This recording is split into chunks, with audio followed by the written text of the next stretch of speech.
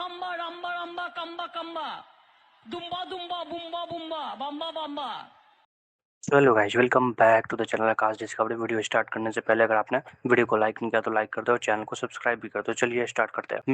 मैं आपको पूरा वीडियो का एक छोटा सा समरी बताता हूँ। इस वीडियो में मैं आप लोगों को क्या क्या बताऊंगा। पहला फर्स्ट पॉइंट, ममता बनर्जी ने रिजाइन देने से मना क्यों किया है। सेकंड पॉइंट, क्या कॉन्स्टिट्यूशन इसको अलाउ करता है। थर्ड पॉइंट, कॉन्स्टिट्यूशन के किस किस आर्टिकल के तहत इसको गलत बताया गया है, ये कभी नहीं हो सकता है। तो इन तीनों पॉइंट्स में आपको पूरी चीज समझाऊंगा। तो सबसे पहले स्टार्ट करते हैं पहले पॉइंट से। सबसे पहले फर्स्ट पॉइंट की बात करते हैं, ममता बनर्जी ने रिजाइन देने से मना क्यों किया। जैसा कि आपको पता है, 4 मई के इलेक्शन रिजल्ट में बीजेपी 2/3 मेजोरिटी से जीत जाती है और टीएमसी यानी कि ममता बनर्जी की पार्टी को सिर्फ 80 सीट ही मिल पाती है।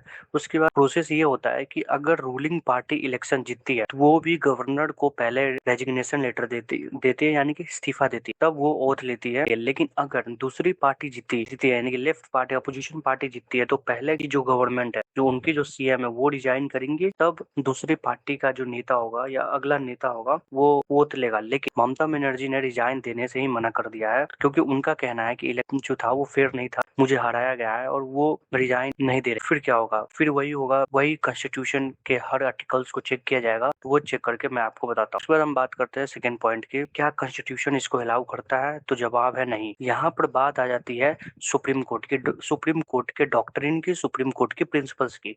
सुप्रीम कोर्ट कहता है कि कोई भी गवर्नर या प्रेसिडेंट डिसाइड नहीं कर सकता है किसी भी स्टेट के सीएम को। गवर्नमेंट उसकी ही बनेगी जिसके पास मेजोरिटी होगा, और सबको पता है कि बीजेपी के पास 2/3 मेजोरिटी है, तो गवर्नमेंट बीजेपी की ही बनेगी। और अगर ममता बनर्जी लगातार क्लेम कर रही है चुनाव जीतने को, तो वो असेंबली में अपनी मेजोरिटी प्रूव करनी होगी, उनको असेंबली में अपनी होगी, तभी टीएमसी की सरकार बन पाएगी। उसके बाद हम बात करते हैं आर्टिकल्स की। किस किस आर्टिकल के तहत ये जो ममता बनर्जी बोल रही है गलत है, ये कभी हो नहीं। इसमें हम यूज करेंगे 3 आर्टिकल। सबसे पहला फर्स्ट आर्टिकल है आर्टिकल 164, उसके बाद है आर्टिकल 163, उसके बाद है आर्टिकल 174। सबसे पहले हम बात करते हैं आर्टिकल 164 की।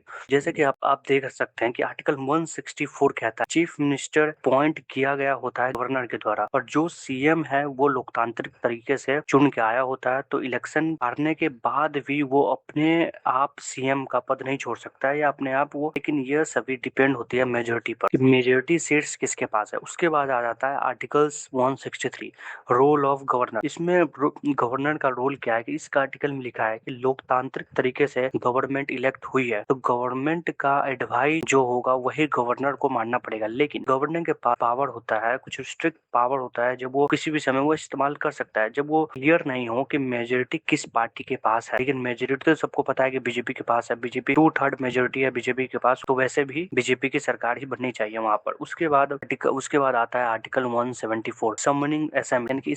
इस आर्टिकल के तहत गवर्नर समन कर सकता है असेंबली को, यानी कि असेंबली बुला सकता है और सबके सामने फ्लोर टेस्ट करवा सकता है, यानी दोनों पार्टी को मेजोरिटी साबित करने को कहा जाएगा। और सबको पता है कि मेजोरिटी बीजेपी के पास है तो बीजेपी की ही गवर्नमेंट बनेगी। उसके बाद भी अगर ममता बनर्जी नहीं मानती है और वो सुप्रीम कोर्ट जाती है, लेकिन मैंने आपको सुप्रीम कोर्ट का प्रिंसिपल भी पहले बता चुका हूँ, डॉक्ट्रिन भी बता चुका हूँ, तो वहां पर भी ममता बनर्जी को मेजोरिटी दिखानी होगी, मेजोरिटी सीट्स दिखानी होगी। तो सुप्रीम कोर्ट अगर वो वहां पर मेजोरिटी नहीं दिखा पाती तो सुप्रीम कोर्ट भी इसको खारिज कर देगा और ममता बनर्जी को मानना पड़ेगा कि वो इलेक्शन हार गई हुई है और बीजेपी की गवर्नमेंट बंगाल में बन जाएगी। आपको क्या लगता है, ममता बनर्जी क्या क्या रणनीति अपनाएंगी? कमेंट कीजिए। उस पर कोई अगर नई न्यूज या नई जियोपॉलिटिक्स न्यूज निकलती है तो हम आपको बताते रहेंगे। तो हम इस वीडियो को यहाँ पे एंड करते हैं। Thank you for watching.